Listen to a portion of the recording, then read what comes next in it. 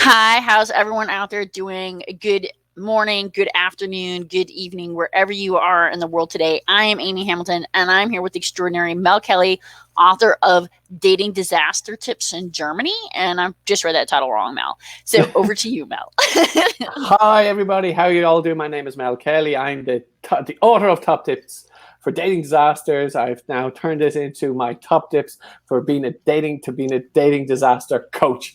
I'm here to help you through those dating disasters and make them even worse. Welcome on board.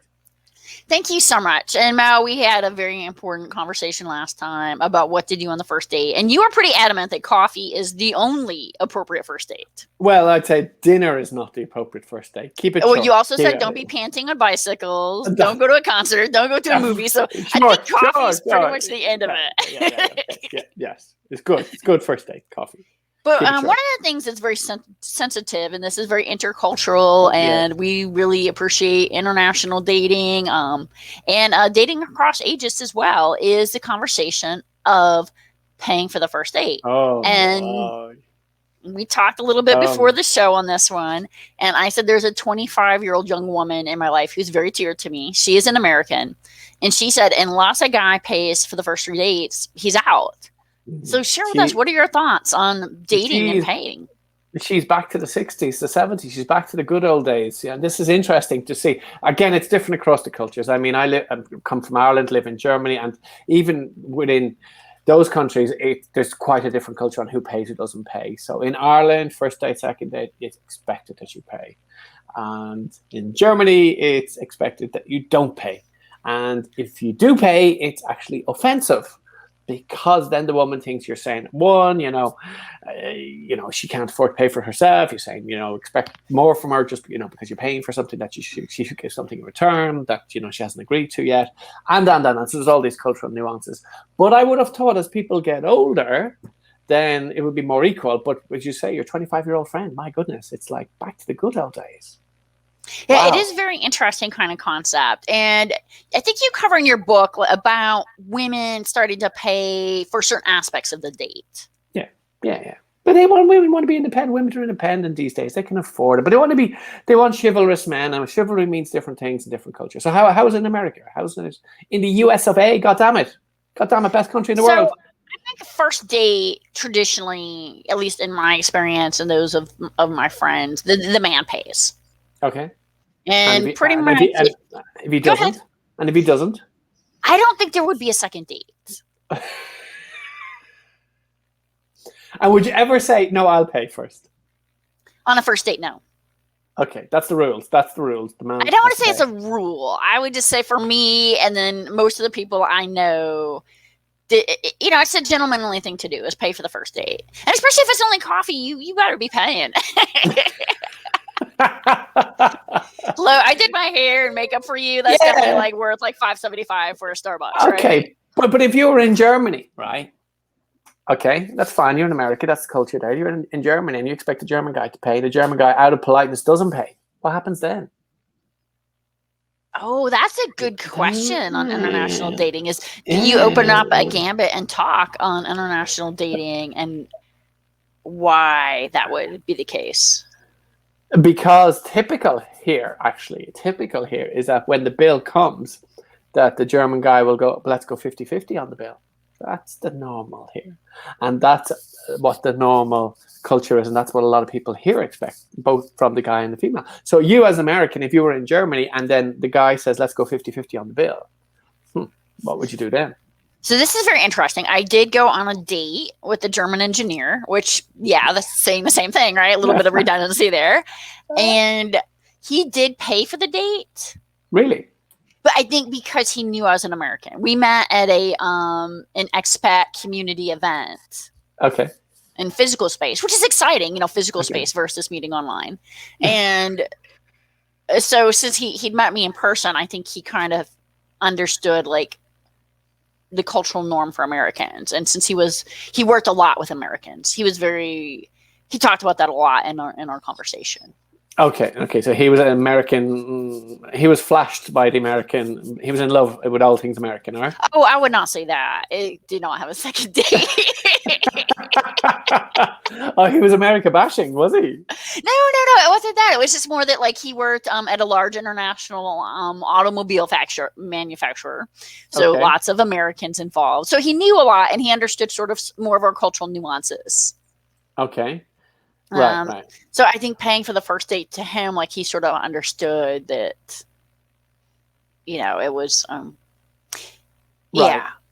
Okay, but then the thing is here is actually, yes, if you insist on paying in Germany, yes, women can get offended with that with if you insist on paying, because then they feel that you are assuming that they are obligated to give more. So that's an important point. And I think another thing on this too is there a point where as you go down the dating path, not the first date, the second date, but now you're like dating, right? Like you're moving to that direction. Like, do you have a conversation? And you and I have talked about this a little bit about who might be making more money. And in your case, it's been very interesting until this week. Well, first date and who's earning more. I mean, again, it's back to cultures. No, like I said, not the first date. Like now you're a couple. Oh, in my situation, you've moved on. We've moved on. Dating, and you're in a relationship. Yeah, and we're together like 8 or 9 years. I mean, and that's quite different. Yes, that's a different thing. And yes, I would be aware what she earns, and she's aware what I earn. Yes. And what happens when the woman earns more money? Oh my goodness! How is that culturally? Oh. And does it impact who pays? Well. See, the thing is, at the first date, you're not going to know who's earning. I didn't say the first date. We're in a relationship now, Mel. Move on from the first date. Oh, we're in a relationship. We're in a relationship. We moved on from the first date. I thought this was about dating disasters here. No, but it could still be a pitfall as you continue dating and you go into these nuances. So it's not just first date dating. Like you got to survive into the relationship phase. So now what happens? You've been dating a while. And you find out, you meet a girl, you're with a girl, and you realize she's earning more than you are. What happens? Yes. Then? Now well, what? Now that is. Do you just break up and say, "Okay, I'm back to the first date phase"? I really like this woman. She makes more money than me. I'm out. Like it's like. well, that's an interesting one, because I think some men would be intimidated by their partner earning. And you think this is international? What do I know? Or just Mel's ego?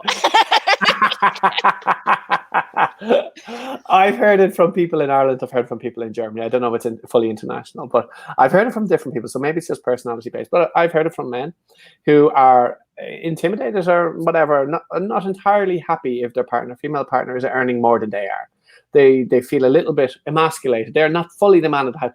I personally don't understand this. I think this is all rubbish. I think this is great if your female partner's earning more than you. It's great, fantastic. There's more money coming into the household. It's wonderful. What's the problem?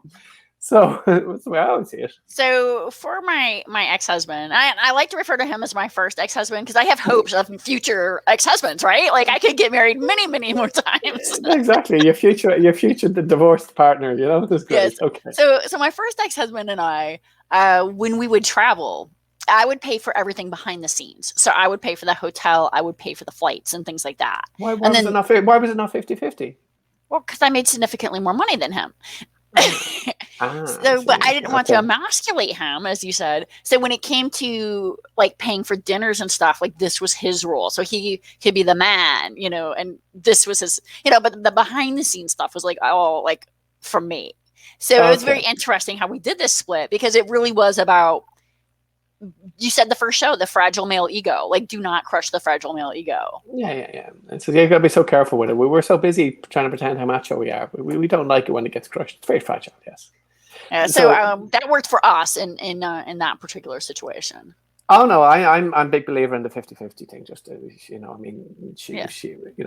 she has a good salary. I have a reasonably good salary as well. So I mean, it was all good. It was fine. It wasn't such a big differential. It was maybe 10%, 20% differential. It wasn't 100% differential. Yeah, but what happens when it is a significant differential? And this could be for the man or the woman. Do you now start splitting things accordingly? Well, I mean, that's a relationship question. I got to. You want me to turn from a dating disaster coach into a relationship disaster coach?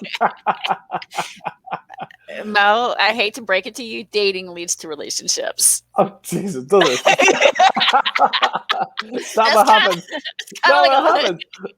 I didn't say anything about relationships. there's like Here. phases of dating. You go from like that Really? first date into like multiple dates into like that situationship phase when you don't know if you're committed or not, and then it becomes a relationship, and then some people move on to marriage. There's all kinds of Really? spectrum. Really? Spectrum, Wow, yes. wow. Thank you for informing me. I didn't know that. Thank you, Amy.